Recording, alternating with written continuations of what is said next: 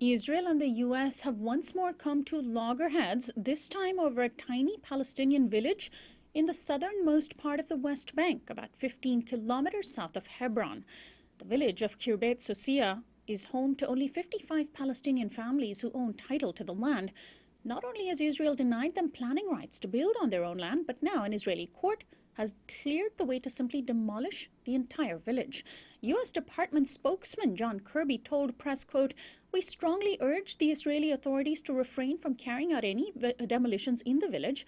Demolition of this Palestinian village or parts of it and evictions of Palestinians from their homes would be harmful and provocative."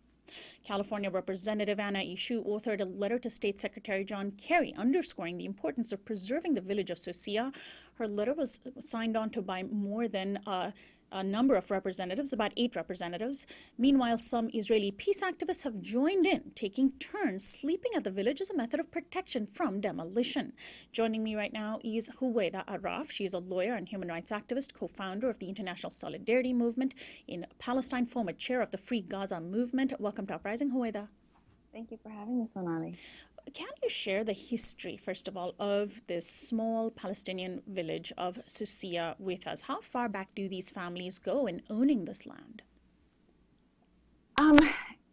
The families have been there for decades. Now, Israel claims that this is an ancient Jewish city dating back to, or town dating back to, biblical times, and that is the reason that they give for repeated expulsion of Palestinians from their communities.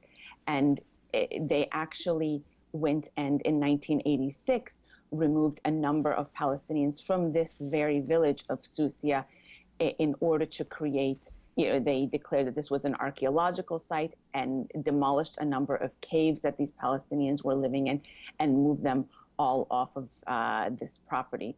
Now, in terms of the actual deeds that they hold, I'm not 100% sure of the exact dating of this, but Palestinians have been on the land of Palestine for centuries. And, it was with the establishment of the State of Israel in 1948 that many Palestinians were expelled, and Israel has begun in various ways to challenge Palestinian ownership and cynically using law in order to say that Palestinians do not actually own this territory or belong here. But what we must keep in mind is that with the creation of the State of Israel, Israel established a multi-tiered legal system which clearly discriminates against Palestinians and even Palestinians that are citizens of the State of Israel.